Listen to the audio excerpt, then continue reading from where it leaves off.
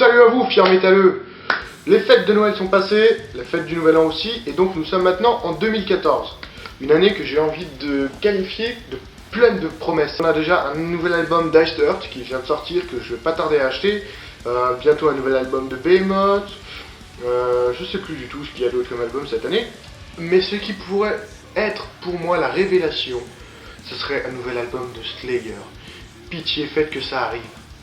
Même si Jeff Hanneman ne fait donc plus partie du groupe étant donné qu'il est décédé, j'ose espérer que le groupe saura encore faire de bonnes choses et saura me convaincre. Mais je pense que dans tous les cas, de toute façon, je précommanderai en méga collector puisque je suis un fan débile. Et quoi de mieux pour fêter 2014 que de faire un petit retour sur les albums de 2013. Vous l'aurez deviné, et vous l'aurez deviné aussi parce que c'est marqué en bas de la vidéo, c'est mon top 10 des albums de métal 2013. J'insiste bien sur le fait que c'est mon top 10 et que donc ce sont que des choix personnels, hein, il n'y a aucun... il n'y a aucune objectivité là-dedans, ce sont vraiment des choix, des albums qui m'ont plu moi. Je préfère prévenir à l'avance pour éviter les commentaires du genre t'aurais pas dû mettre ça, t'aurais dû mettre ça, ou alors cet album il est nul machin, t'aurais dû mettre ça, c'est mon top 10, ce sont mes choix. On est d'accord? On peut commencer alors. Évidemment, vous comprendrez que c'est pas non plus exhaustif. J'ai pas pu tous les sélectionner déjà. Il y a certains albums que j'ai vraiment bien aimé de cette année, mais que j'ai pas pu mettre dedans parce que c'est un top 10 et pas un top 40. Également parce que j'ai pas eu l'occasion de tout écouter, tout ce qui est sorti. J'en ai acheté certains, j'en ai écouté pas mal, mais j'ai pas pu tout écouter. Il y a beaucoup trop de sorties. Même les grosses sorties, hein, j'ai pas pu tout écouter. Donc voilà, vous comprendrez que ce n'est pas forcément exhaustif et que voilà. Bon, allez, hop, j'ai assez parlé, on commence. Numéro 10, Pinnacle of Bedlam de Suffocation. Eh oui, certains amis à moi se seront bien attendus et pourront me dire encore un album de bourrin, petit porcinet, va. Et vous aurez raison, car j'aime les albums de bourrin. Et d'ailleurs, vous verrez que c'est pas le seul dans la liste. Ceci dit, j'ai longtemps hésité entre lui et l'album de Sepultura.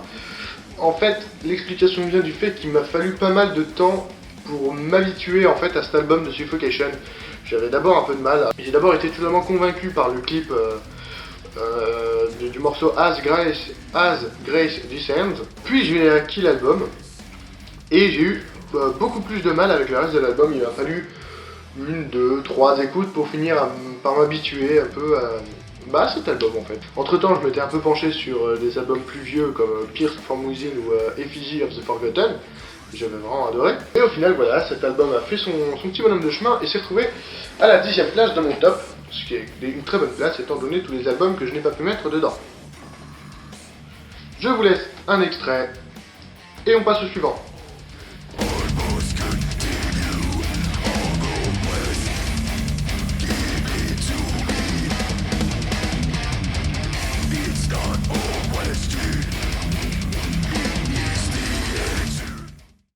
Numéro 9, Tourissas 2013 de Tourissas, évidemment. Alors, cet album-là, il n'était pas du tout censé être à cette place dans le top.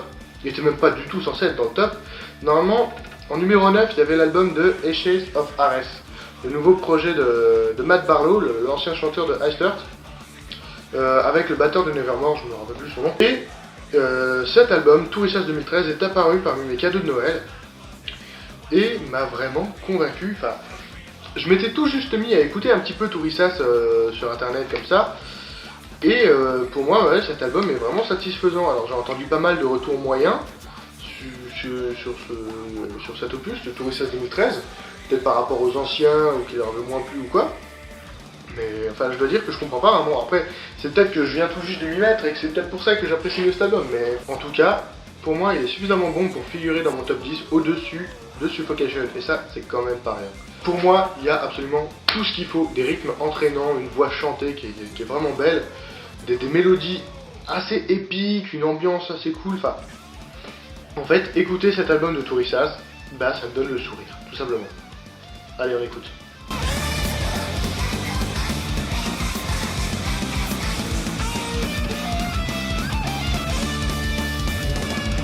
Alcohol, all night long.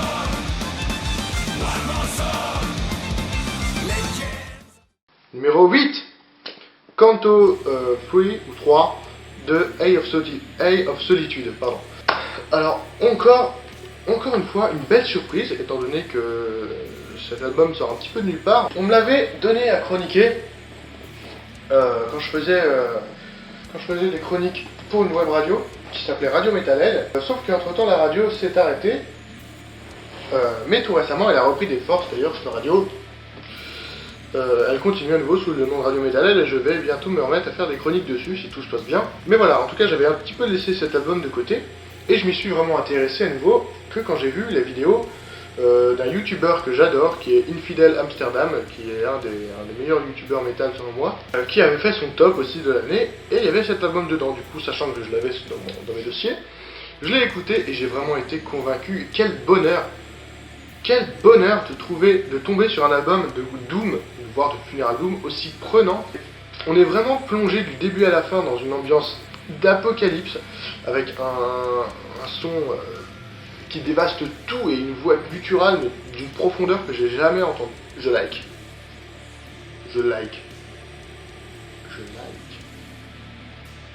Oh.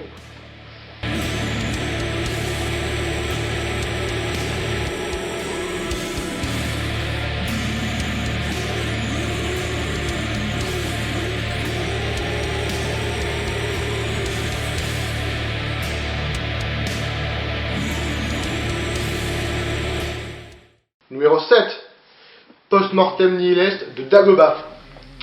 Eh oui, un groupe français dans mon top, mais en même temps ça doit étonner personne, ou en tout cas personne de ceux qui connaissent mes goûts, parce que je suis absolument fan de Dagoba, j'adore ce groupe. Comment dire, pour moi, Dagoba c'est l'un des groupes les plus convaincants de la scène française. Je pense qu'il est promu à un plutôt bel avenir, un peu à la manière de Gojira, disons qu'il va sur les traces de Gojira. Alors, cet album en particulier, selon moi, c'est leur meilleure production. J'avais adoré What Hell Is About, qui était sorti en 2006. Moins Face the Colossus, qui était un énorme flop en, je crois que c'est 2008. Bien aimé, mais sans plus, Poseidon, qui était sorti en 2010. Et là, cet album, il remonte la barre, mais à un niveau mais bien au-dessus de tous les autres albums, selon moi. À la limite, What Hell Is About, je le mettrais peut-être à égaliser avec. Pour moi, c'est leur meilleur album. Un album qui est vraiment taillé pour la scène, hein, quand on voit l'agressivité des morceaux, qui fait plus trop de fioritures et qui est vraiment beaucoup plus intéressant, selon moi, que les deux précédents. Et voilà, bon, le problème c'est que ça sera du coup mon seul groupe français dans mon top. J'en suis désolé, mais il n'y avait pas grand chose d'intéressant qui est sorti en France cette année. Fallait voir en 2012 pour la France. Il y avait un peu plus de trucs. Enfin voilà, on écoute.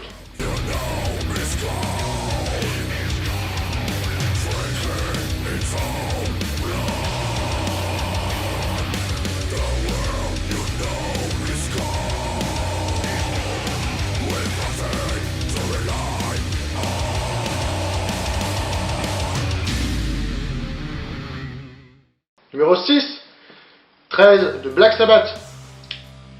Le grand retour tant attendu de la première formation métal du monde selon moi. Et franchement, même si le groupe n'est pas complet parce qu'il manque Bill Ward, cet album est bon, il est franchement bon, il est au niveau de leur première production qui sont encore aujourd'hui mémorables. Je pense vraiment, sincèrement, que l'album 13 va rester dans les annales du métal encore longtemps et qu'on va en parler encore longtemps parce que c'est vraiment une très très bonne sortie.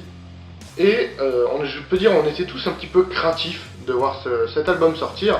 On se dit à leur âge, est-ce qu'ils peuvent encore faire les bonnes choses, leurs derniers albums n'étaient pas au top, machin, Ozzy Osbourne, il se fait quand même vieux.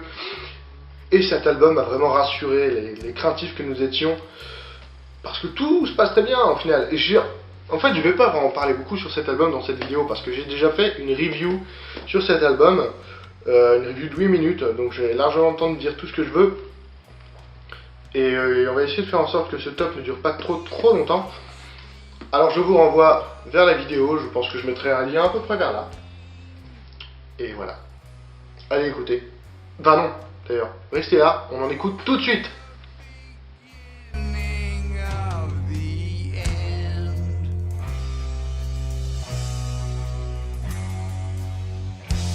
Losing control.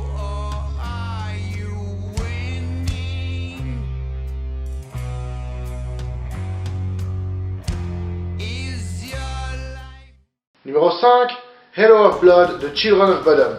C'est une excellente surprise dans le sens où les deux précédents albums n'étaient pas apparemment au niveau. En tout cas, j'avais pas eu l'occasion de les écouter, mais j'en avais reçu des retours qui étaient très négatifs. C'était donc Blood Drunk et Relentless Reckless Forever.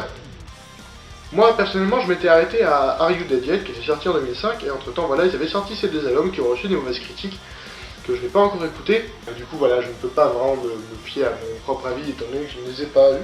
En tout cas, cet album Halo of Blood est excellent et pour moi remet Children of Bodom totalement sur les rails. Il y a tout ce qu'il faut comme mélodie, comme vitesse et comme énergie, et c'est vraiment ça que j'aime chez Children of Bodom.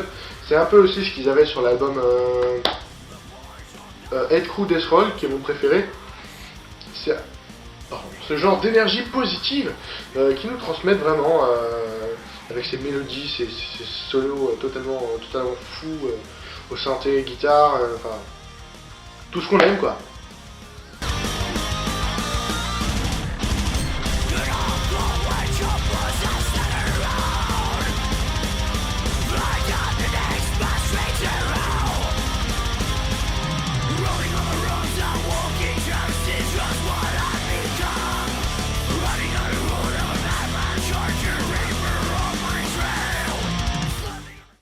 Numéro 4, Ritual Zombie de Avulcid. Évidemment, là, c'est plus du Children of Bodom, c'est plus des énergies positives, c'est même plutôt l'inverse. Et quel bon album, et mon dieu, c'est... Comment dire, un de ces albums qui me font petit à petit m'orienter vers le death, le brutal death, de plus en plus. C'est vraiment de plus en plus ma came, ce genre de musique. En plus, il y a des zombies, j'aime bien les zombies. Voilà, et en plus, il y a le titre Ritual Zombie, justement, qui était initialement du groupe Death, qui est repris sur cet album. Ils ont fait une reprise de Death, et c'est vraiment bien. Elle est vraiment bien faite, cette reprise. Et même globalement, tous les morceaux sont franchement bons. L'album est assez varié, même si ça reste globalement du brutal death, hein, on ne va pas réinventer les choses. Bah, écoutez, ce qu'on va faire, c'est que je vous laisse écouter, tout simplement, car... un extrait vaut mieux que 1000 discours, même si je ne doute pas une seconde que vous adorez ma voix. Oh oui, vous aimez ma voix.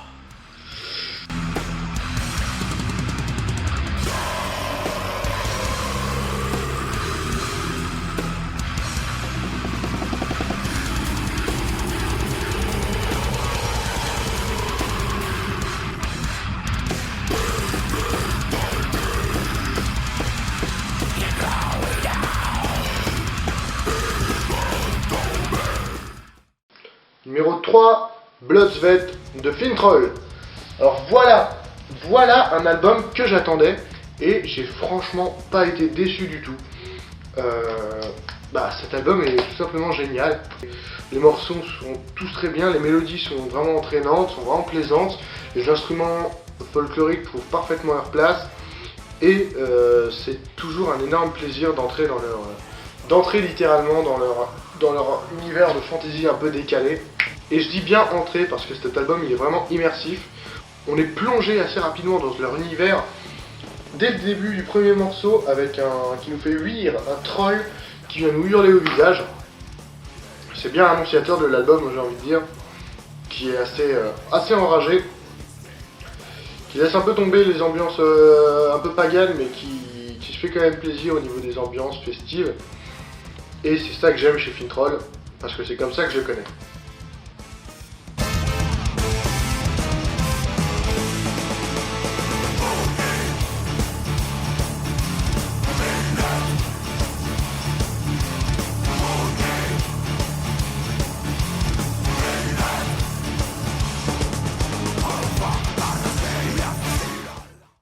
Numéro 2, Infestis Tumam de Ghost, ou Ghost BC comme on devrait dire.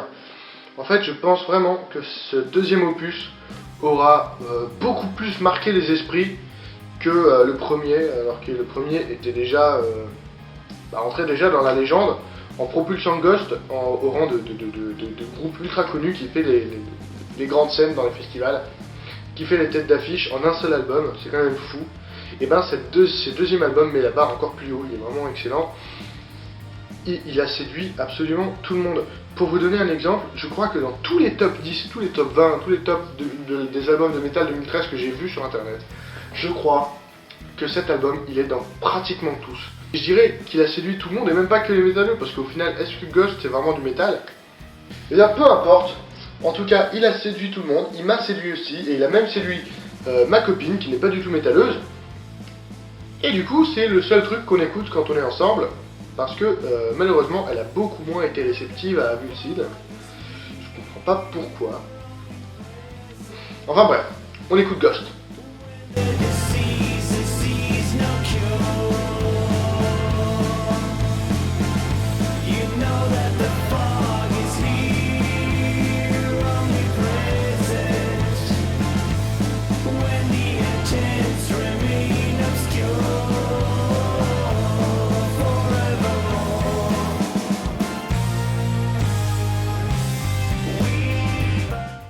Et numéro 1, Surgical Steel de Carcass. On parlait de comeback tout à l'heure quand on évoquait Black Sabbath, mais celui de Carcass est indéniablement celui le plus réussi. Cette formation légendaire de death metal, voire même de grindcore, vu que ses premiers albums ont donné les lettres de noblesse au grindcore, nous revient cette année avec un album déjà culte en fait.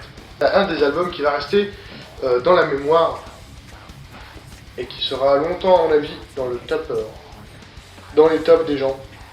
Ouais, ouais. Les morceaux sont variés, vraiment variés, il y en a pour tous les goûts.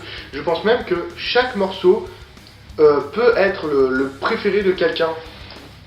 Disons, Carcass se rapproche à nouveau de ses racines, tout en n'oubliant pas le côté un peu mélodique qu'avait... mince, je me rappelle plus. Michael Abbott. Ouais, Michael Abbott, qui est maintenant dans Ark Enemy, et qui était au début dans Carcass. Et je suis vraiment content de retrouver cet aspect-là, parce que j'étais vraiment pas fan du dernier album qui était Swan Song, qui m'avait vraiment pas plu. Earthwork m'avait bien accroché, mais Swan Song, non, j'ai pas vu.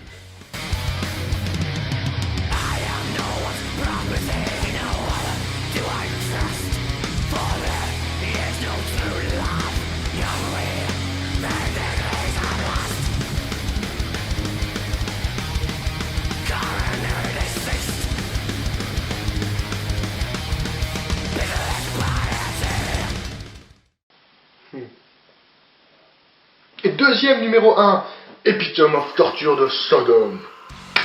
Vous vous attendiez pas à ce qu'il y ait un deuxième numéro 1, c'est normal, il y en a rarement, mais là, j'aimais autant, enfin, j'ai pas pu départager Carcass et Sodom, j'aimais ces albums autant l'un que l'autre. Du coup, c'est un peu de la triche, mais au moins, je vous ai fait une surprise, voilà. Puis je vous présente des bons albums, vous avez quand même pas raté. Mais cette année, dans mon top, j'aurais eu un peu de tout. J'aurais eu du death, j'aurais eu du heavy, j'aurais eu du doom, et maintenant j'ai du trash. Et du bon trash, du trash puissant, du trash lourd, du trash à l'allemand, un peu comme j'aime. J'étais déjà bien fan de l'album précédent, In War and Pieces, il y en a certains qui n'avaient pas aimé, mais moi j'ai vraiment accroché, et cet album, Epitome of Torture, reste dans la lignée, mais tout en envoyant des morceaux encore plus puissants selon moi, et vraiment convaincant. Et d'ailleurs, j'ai bien fait de prendre la version bonus avec quelques morceaux bonus, parce que mon morceau préféré est un morceau bonus. Et comme je suis super sympa, je vous le fais écouter tout de suite.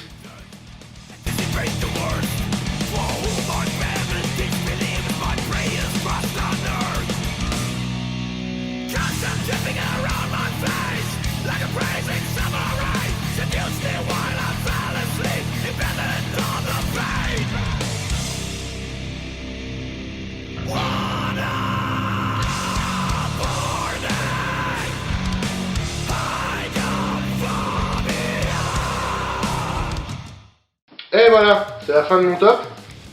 J'espère que vous l'avez apprécié. Si vous ne l'avez pas apprécié, bah écoutez, donnez-moi le vôtre dans les commentaires et puis on en discutera. Si vous l'avez apprécié, vous pouvez faire de même. Vous pouvez donc vous abonner à ma chaîne YouTube si vous voulez suivre mes vidéos. Vous pouvez aller sur Facebook, le lien sera dans la description de la vidéo pour aller discuter avec moi aussi, ou voir un petit peu, parce qu'on est avec cette année et demie, on va dire, de vidéos, et bien j'aurais créé une petite communauté autour de moi et j'en suis très heureux. Parce que ça discute, voilà, je fais des concours maintenant pour essayer de faire vivre aussi un petit peu le truc. Il y en a un en cours en ce moment, je vous donnerai les réponses. Du coup, en fait, pas le 24 au soir, le concours s'arrêtera le 24, mais je vous donnerai la réponse le 26 ou le 27 parce que le 24-25 j'ai des concerts. Vous pouvez aimer cette vidéo, ça fait toujours plaisir. Et puis partager et parler de moi et voilà, enfin... Voilà, vous connaissez l'histoire. Allez, je vous souhaite une très bonne reprise des cours pour ceux qui reprennent les cours. Moi, comme je suis un glandeur de la fac, j'ai encore des vacances. Et j'y travaillerai, j'en profiterai pour continuer à faire des vidéos et à les travailler un peu plus. Je pense que je vais bientôt sortir la première moitié de la prochaine vidéo sur Enslade.